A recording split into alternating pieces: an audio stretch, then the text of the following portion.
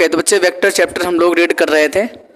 देखिए इसमें क्वेश्चन है, कल की क्लास में जो पढ़ाया गया था कि कैसे हम किसी वेक्टर का निकालते हैं, प्रोजेक्शन निकालते हैं। ठीक है, तो मान लो ये सारे दिए गए पॉइंट हैं। वेक्टर ए 1 1 है, 1 1 1 मतलब i प्लस जे का प्लस के का। वेक्टर बी इतना है, वेक्टर सी इतना है।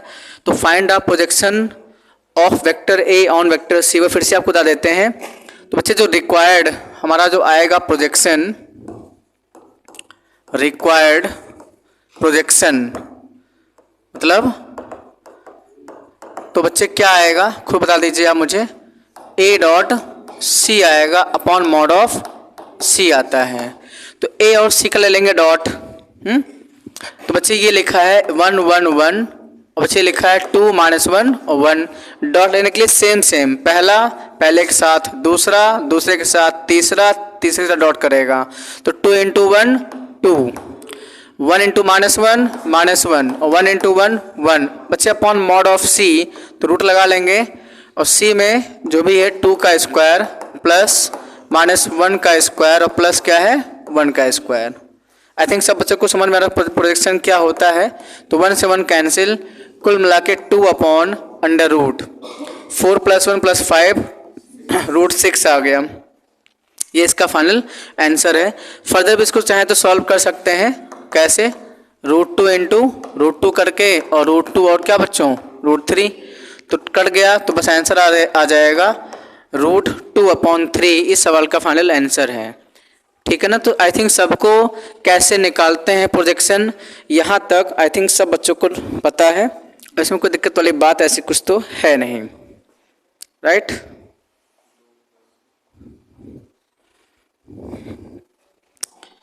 चलिए बच्चे इसके बाद में अगला जो हमारा कॉन्सेप्ट आता है उसके तरफ आगे बढ़ते हैं। ये तो सबको आसान लग रहा होगा क्योंकि प्रोजेक्शन आप पढ़ चुके हैं। बच्चे नेक्स्ट कॉन्सेप्ट ये है, रूल है, बल्कि इस रूल को आप बहुत अच्छे से ध्यान में रखेंगे। रूल ये है, any vector which is in same plane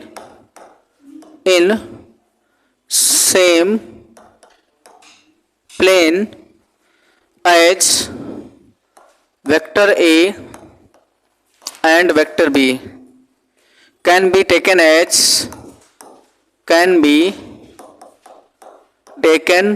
as lambda times A vector प्लस लैम्डा टाइम्स ए वेक्टर बच्चे है ये, plus mu times B vector. ये हमारा रूल है कि किसी भी वेक्टर को, any vector which is in the same plane of vector A and vector B, आप इस तरीके से आप ले सकते हैं। It is the rule. किसी वेक्टर को अगर वेक्टर ए और वेक्टर बी की प्लेन में लेना है तो आप lambda times A vector plus mu times B vector आप लोग ले लेंगे। इसके हिंदी लिख लीजिए, लिखिएगा वेक्टर ए और वेक्टर बी के समतल में, वेक्टर ए और वेक्टर बी के समतल में किसी सदिश को lambda A plus mu times B vector लिखा जा सकता है। आई रिपीट, वेक्टर ए और वेक्टर बी के समतल में कोई सदिश lambda times A vector plus mu times B vector लिखा जा सकता है।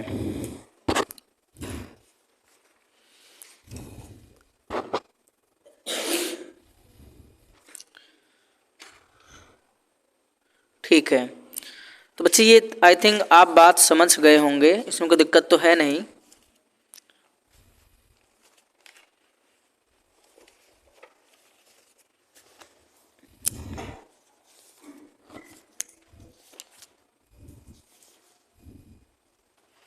एक बात आती है, थोड़ा सा चेंज करके आपको बताते हैं।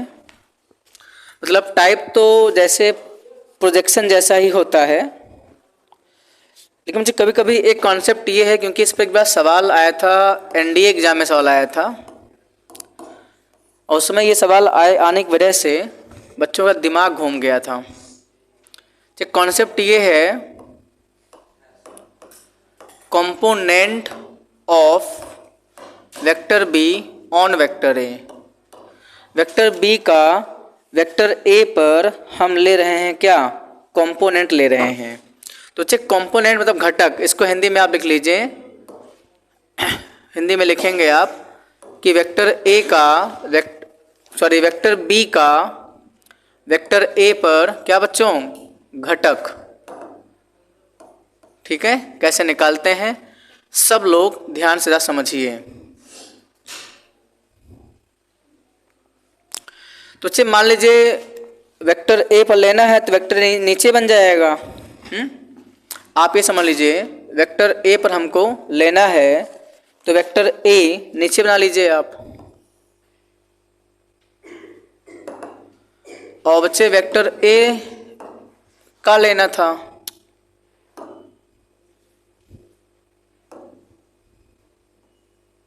ये मतलब समझिए ऑन वेक्टर ए, तो बच्चे ये मान लो वेक्टर ए है। अब वेक्टर बी का लेना है तो वेक्टर बी आप ऐसे बना लेंगे।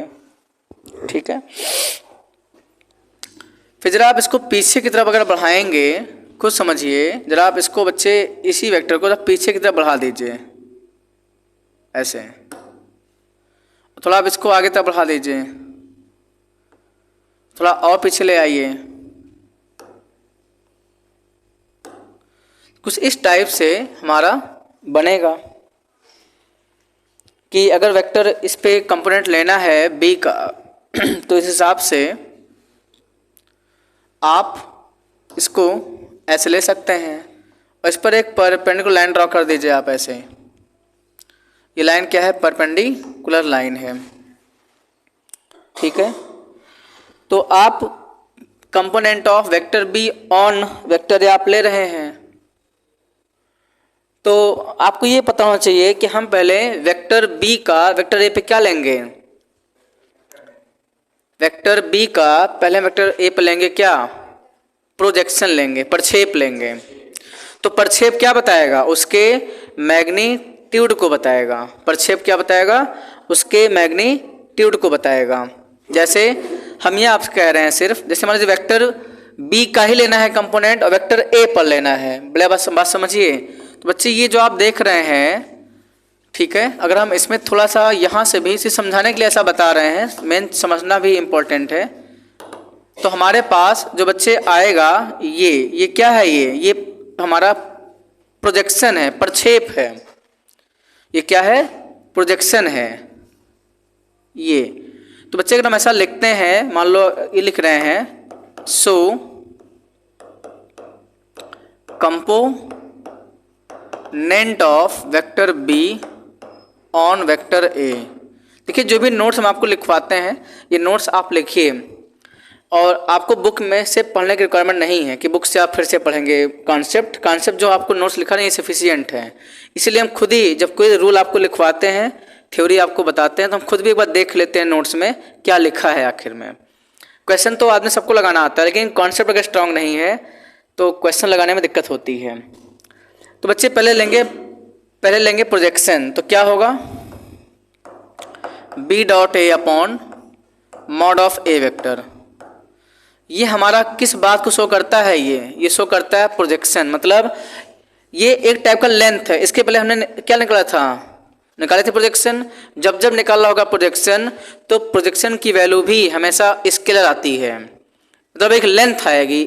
तो वही यही आएगा, मतलब इसका ये पूरा वेक्टर आ गया हमारे पास में, इसकी लंबाई आ चुकी है। इसका मतलब जो आप देख रहे हैं उसकी अपने आप में क्या है, लंबाई है। ये इसकी लंबाई आ चुकी है। लेकिन तो इस समय वेक्टर बी का कंपोनेंट ले रहे हैं आप, मतलब ये क्या है, वेक्टर बी का मैग्नीट्यूड है। और ये किस ओर है, वेक्टर ए की तरफ है। तो यानी कि वेक्टर ए का क्या ले लेंगे, डायरेक्शन। और डायरेक्शन क्या दिखाता है, वेक्टर ए का यूनिट वेक्टर दिखाता है। तो यहाँ पे साथ में क्या ले लेंगे, ए कैप ले लेंगे। तो यही होता है हमारा किसी भी वेक्टर ए किसी भी वेक्टर बी का दूसरे वेक्टर पे कंपोनेंट होता है। आई थिंक आप समझ गए होंगे। तो आप देख लीजिए, तो B dot A upon mod of A vector और साथ में बच्चों क्या, vector A upon mod A vector. बस सिर्फ समझाने का तरीका मैं आपको बता रहा हूँ, बाकी आप खुद ही कर सकते हैं। आई थिंक ये बात आपको समझ में आ रही है, समझ रहे होंगे। इसी का उल्टा आपको मैंने मैक्सिमम आपको समझा दिया है कि जब भी वेक्टर बी का वेक्टर ए पे लेते हैं कंपोनेंट, तो बच्चे पहले वेक्टर बी का वेक्टर ए पे लेंगे प्रोजेक्शन, और जिस पर ले रहे हैं उसी के डायरेक्शन मतलब उसी की दिशा, दिशा मतलब उसका यूनिट वेक्टर। और शुरुआत में आपको बता दिए थे किसी भी वेक्टर का एकांक सदिश उसके दिशा को दिखाता है, बताए थे, दिशा लिखना पड़ेगा। तो ये वेक्टर का हो गया मैग्नीट्यूड और ये हो गया डायरेक्शन।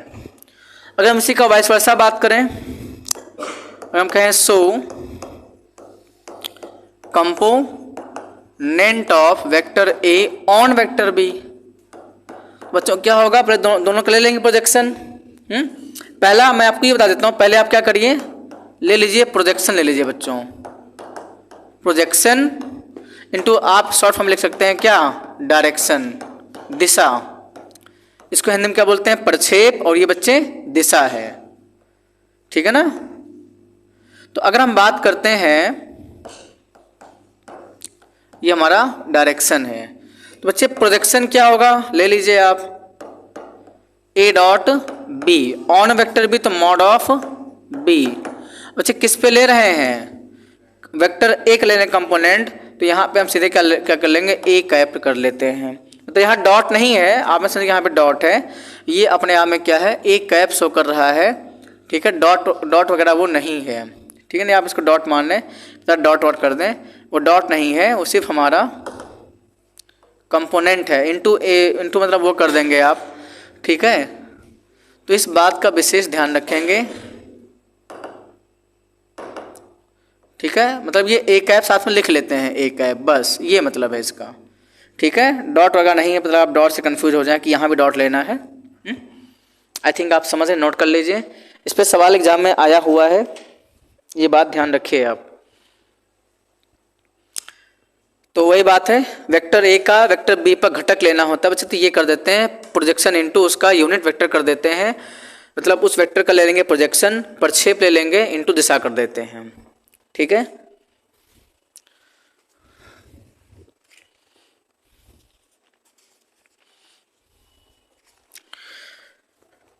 तो बच्चे इस बात को याद रखेंगे, जब भी कंपोनेंट की जब भी बात होगी प्रोजेक्शन की, प्रक्षेप की, तो बच्चे एक स्केलर क्वांटिटी होता है, लेकिन जब बात करेंगे कंपोनेंट की तो वो एक वेक्टर क्वांटिटी होता है, सदिश राशि होती है, क्योंकि इनटू ए कैप है, एक वेक्टर को शो करेगा वो हमारा।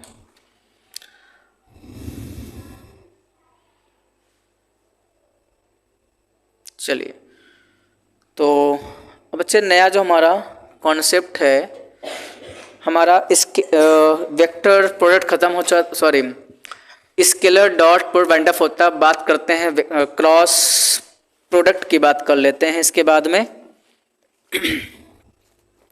तो one of the important concept, जो अगला हमारा कॉन्सेप्ट होगा वेक्टर प्रोडक्ट, वेक्टर प्रोडक्ट, ये बच्चे इसको बोलते हैं क्रॉस प्रोडक्ट, और क्या बोलते हैं इसको, cross product of two vectors, of two vectors. इसे हिंदी लिख लेंगे, दो सदिशों का, इसकी हिंदी यही है, दो सदिशों का सदिश गुणनफल, इसके बच्चे हिंदी है, राइट।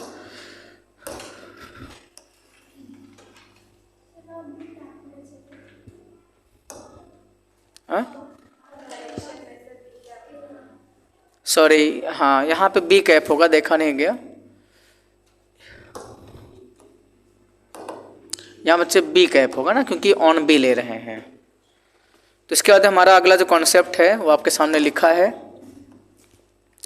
ठीक है। चलिए,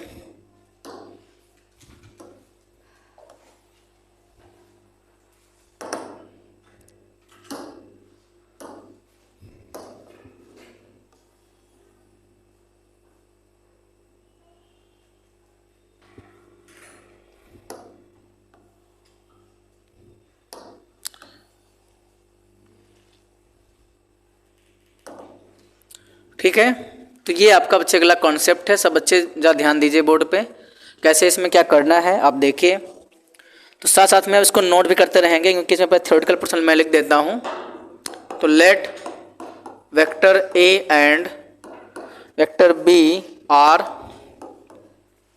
any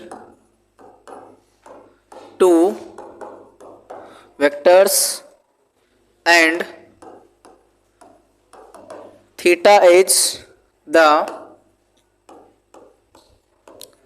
angle between these two vectors,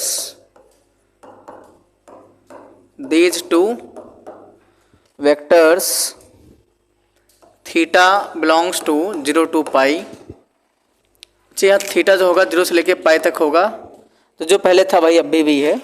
ठीक है, लिखिए हिंदी में, माना दो सदिश वेक्टर ए और वेक्टर बी हैं।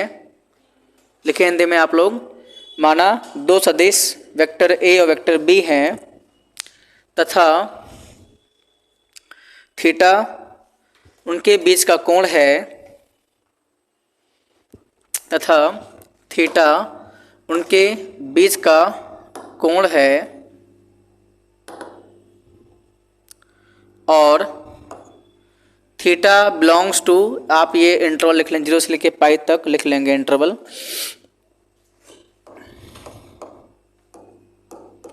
उससे हम बात करते हैं ए क्रॉस बी वेक्टर की बात कर लेते हैं, क्योंकि अब क्रॉस लगेगा, अब तक बीच में लगा था डॉट। तो बच्चे ए क्रॉस बी वेक्टर जो होता है mod of A mod of B sine theta बच्चे एन कैप होता है। अब बताते हैं ऐसा क्यों हो रहा है। फिलहाल अभी आप लिख लीजिए फार्मूला, ये हमारा एक फार्मूला है। अब बच्चे जब दो वेक्टर बच्चे क्रॉस लेते हैं ना, ये बात ध्यान रखें, जब भी दो वेक्टर क्रॉस लेंगे तो मान लो ए क्रॉस बी या बी क्रॉस ए दोनों डिफरेंट है। यहाँ पे से उसके पहले क्या था, ए डॉट बी और बी डॉट ए सेम आ रहा था, लेकिन यहाँ ऐसा नहीं होगा। ए क्रॉस बी डिफरेंट है, बी क्रॉस से डिफरेंट मैटर हुआ, दोनों अलग अलग वेक्टर शो करेंगे। हाँ, नेगेटिव ऑफ ईच अदर हो सकते हैं बराबर, लेकिन वैसे बराबर। जैसे मान लो हम कह रहे हैं कि ए क्रॉस बी, तो बेटा जब हम ए क्रॉस बी कर रहे हैं, आप एक काम कर लीजिए, तो चेंज करिए, ये नहीं होगा,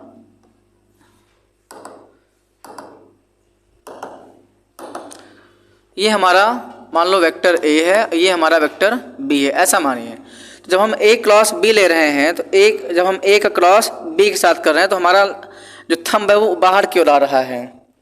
ए और बी के क्रॉस करने में, ए और बी का क्रॉस करने जो थंब आ रहा है वो हमारा बाहर की तरफ आता है, बाहर की तरफ। तो हमारा ए क्रॉस बी एक वेक्टर है जो इस वेक्टर के क्या होगा, परपेंडिकुलर होगा। अगर हम इसको सही से मिला भी दें, ध्यान समझिए, अगर हम इसको सही से मिला भी देते हैं तो ये एक प्लेन बन जाता है। वैसे भी दो वेक्टर से हमेशा एक प्लेन बनता है। तो ए क्रॉस बी एक ऐसा वेक्टर होगा जो इस प्लेन के कैसा होगा, परपेंडिकुलर होगा, लंबवत होगा। ए क्रॉस बी मतलब कहें ए क्रॉस बी किस ऐसा है, देखो जो लिखा है ए क्रॉस बी एक वेक्टर होता है, एक सदिश होता है, वो ऐसा ये वेक्टर आपका ए क्रॉस बी है। ये वेक्टर सारे क्या हैं, ये ए क्रॉस बी, मतलब इस या वेक्टर देख रहे हैं, ये आपका ए क्रॉस बी है। मतलब ए क्रॉस बी एक ऐसा वेक्टर है जो ए के भी परपेंडिकुलर है और बी के भी परपेंडिकुलर है, और ए क्रॉस बी एक ऐसा वेक्टर है जो ए और बी से बने हुए प्लेन के भी कैसा है, परपेंडिकुलर है। ठीक है ना, बात ध्यान रखेंगे। ए क्रॉस बी वेक्टर ये है जो बच्चे वेक्टर एक साथ में एंगल 90 फॉर्म करते हैं, ये भी एंगल 90 है, ये भी एंगल 90 है। क्लियर है, ये बात ध्यान रखेंगे। और फॉर्मूला आपके साथ लिखा हुआ है mod of A mod of B sine theta N cap, ये आपका फॉर्मूला लिखा हुआ है। वेयर जहां एन कैप बच्चे जो होता है एक यूनिट वेक्टर होता है, where N cap is a unit vector perpendicular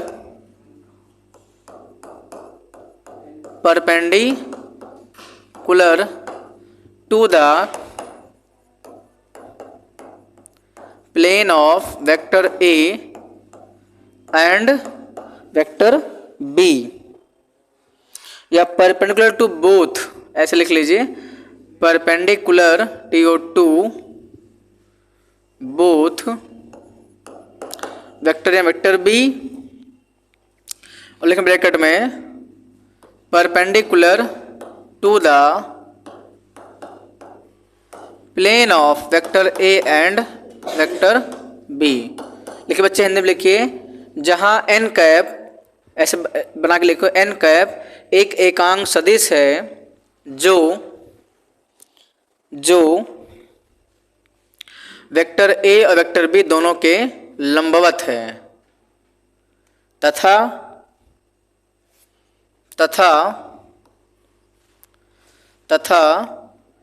vector A और वेक्टर बी के द्वारा बने समतल के भी तथा वेक्टर ए और वेक्टर बी के द्वारा बने समतल के भी लंबवत है। अब बच्चे इसके बाद में कुछ हमारे पास में इम्पॉर्टेंट पॉइंट आ जाता है ए क्रॉस बी से रिलेटेड। बच्चे इम्पॉर्टेंट पॉइंट आपको समझने की रिक्वायरमेंट है, क्योंकि इस पे सवाल बच्चे एग्जाम में आते हैं। तो ये आपके पास में एक इम्पॉर्टेंट पॉइंट है। बच्चे ए क्रॉस बी हमेशा एक वेक्टर होता है। जब भी आप ए क्रॉस बी निकालेंगे, जैसे उसमें क्या था, ए डॉट बी एक स्केलर था, यहाँ पे A cross B is a vector. लिख लीजिए पहला पॉइंट, ए क्रॉस बी एक सदिश है। बच्चे ए क्रॉस बी जो होता है ना, वो बी क्रॉस ए के इक्वल तो होता है, लेकिन लगा देंगे माइनस, ऐसा कुछ कहानी है। तीसरा पॉइंट, मान लीजिए A cross vector B plus vector C के साथ मान लो करा रहे हैं आप, तो होगा क्या बच्चों कि ए क्रॉस बी प्लस ए क्रॉस सी होगा।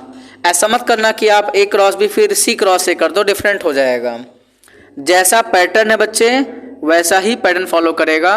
ए क्रॉस बी और प्लस ए क्रॉस सी होता है। मतलब आपको ये बता रहे हैं कि क्या क्या हमारे पास यूज हो सकते हैं कॉन्सेप्ट, आपको ये बता रहे हैं, सारी प्रॉपर्टी है। हाँ, अगर मान लो कहीं मान लो कॉन्स्टेंट लगा बच्चे, लैम्डा ए क्रॉस म्यू टाइम्स बी, ये लगा है कांस्टेंट, तो बच्चे कांस्टेंट एक साथ मल्टीप्लाई आप कर सकते हैं यहाँ भी।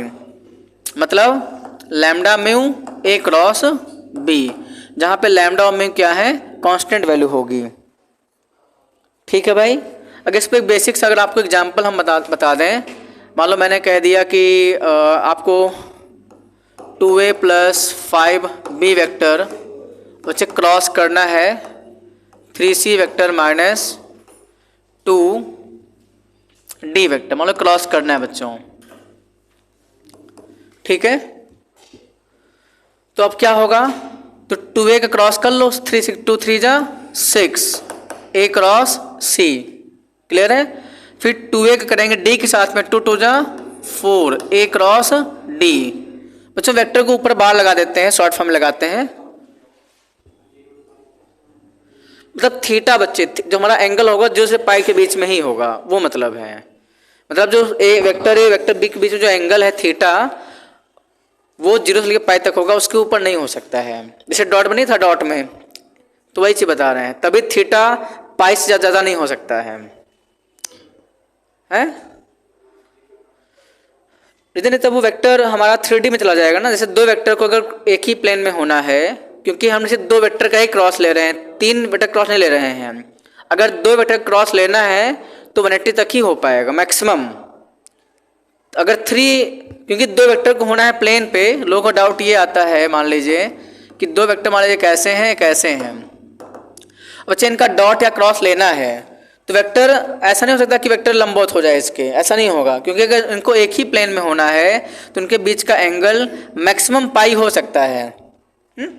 मान लीजिए आप एक ऐसा वेक्टर लेके चले आते हैं यहाँ पे, तो मान लो ये वेक्टर ए है और ये वेक्टर मान लो बी है, तो मैक्सिमम एंगल इनका पाई हो सकता है, लेकिन पाई से ज़्यादा नहीं होगा, तब वो वेक्टर 3D में चला जाएगा हमारा, तब वो वेक्टर हमारा अलोंग द जेड एक्सिस साथ में होगा, इसलिए हम थीटा हमेशा 0 से लेकर पाई तक ही लेते हैं। क्लियर है ना। तो आई थिंक ये बात आपको समझ में आ गई होगी।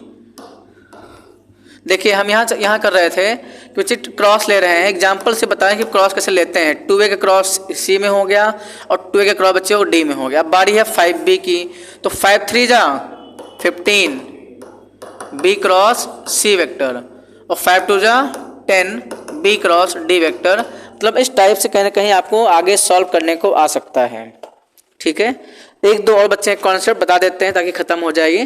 ठीक है, अच्छा मुझे आप ये बताइए सब लोग, जो ए क्रॉस ए कितना होगा? 0 होता है। बच्चे रीजन क्या है? जब बच्चे आप ए क्रॉस ए में लगाएंगे फार्मूला ए क्रॉस बी का, अभी इसके लिए बताए थे, जब आप ए क्रॉस ए को सॉल्व करने बैठेंगे तो बेटा कहेंगे मॉड ऑफ ए और साइन थीटा 0 होगा। किसी वेक्टर का उसी वेक्टर के साथ में एंगल 0 होता है। इनटू क्या होगा? N cap. तो मॉड ए पता नहीं क्या है, मॉड ए भी पता नहीं है, लेकिन साइन 0 पता 0 है, इनटू एन कैप। और 0 इंटू समथिंग क्या होता है? 0 होता है।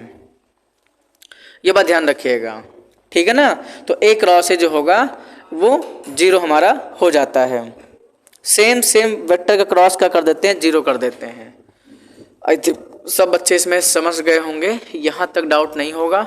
एक और बात, इंपॉर्टेंट बात समझ लीजिए, अपने आप में फार्मूला ही है बच्चे। अगली बात है mod of A cross B का फॉर्मूला क्या होगा? मतलब ए क्रॉस बी का मैग्नीट्यूड का फॉर्मूला हमारा क्या होगा? बच्चे सब बच्चे ध्यान समझिए। आप कहते हैं सर ए क्रॉस बी का हमको पता है, फार्मूला पता है, लगा देंगे फार्मूला। तो क्या आएगा? Mod of A mod of B sine theta और एन कैप। और सब बच्चों को पता है मॉड अगर नंबर मल्टीपल में है तो सब पे अलग अलग लग जाता है। तो क्या होगा चाहिए बताओ? मॉड ऑफ ए मीन्स क्या? पॉजिटिव वैल्यू होगी। किसी नंबर पे मॉड लगा है, वेक्टर नॉन जीरो है, तभी क्रॉस डिफाइन होगा। अगर वेक्टर ए मान लो नेगेटिव भी होगा, मान लो वेक्टर ए हो गया -i + 3j, लेकिन उसका मैग्नीट्यूड तो पॉजिटिव आ जाएगा। और अगर कोई नंबर हमें पता है नंबर पॉजिटिव है तो उस नंबर को मॉड के अंदर नहीं रखते हैं, उसको बाहर कर लेते हैं विद प्लस साइन। तो मॉड ए तो हो गया पॉजिटिव, तो ये बाहर आ जाएगा। ये देखो ये हमारा मॉड है, ये हमारा जो बड़ा देख रहे हैं ये बच्चे मॉड है, मैग्नीट्यूड है, मापांक है। लेकिन मॉड हमेशा ग्रेटर देन 0 होगा, कभी 0 के इक्वल नहीं हो सकता है। अगर क्रॉस डिफाइन करना तो वेक्टर ए नॉन जीरो होना चाहिए, अशून्य सदिश होना चाहिए। तो ये पॉजिटिव हो तो पॉजिटिव बाहर, मॉड प्लस ए बाहर आएगा।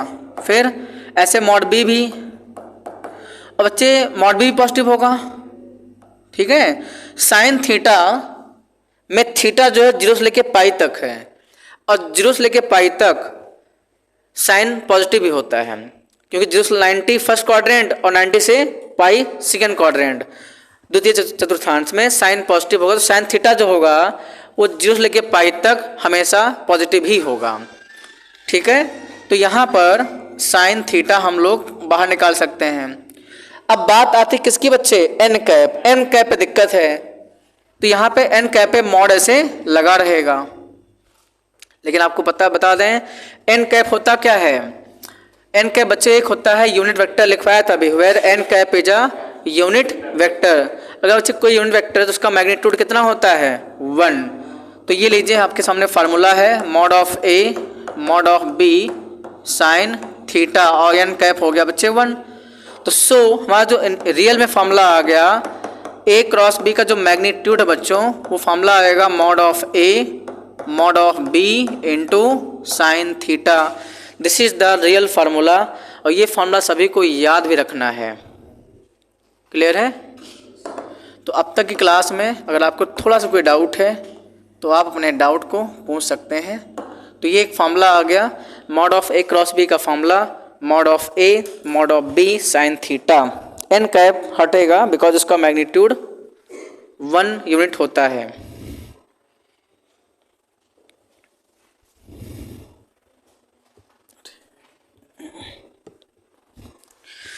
तो ठीक है, हमने क्रॉस आपको पढ़ा दिया है। कल की क्लास में हम सीधे क्वेश्चन लेके चलेंगे। तो आज की क्लास यहीं क्लोज करते हैं। तो कल की क्लास लेने से पहले जितना भी पिछला पढ़ाया गया आप रिवाइज कर लीजिए, क्योंकि वही सब कॉन्सेप्ट यूज होंगे। ठीक है, क्लास क्लोज करते हैं।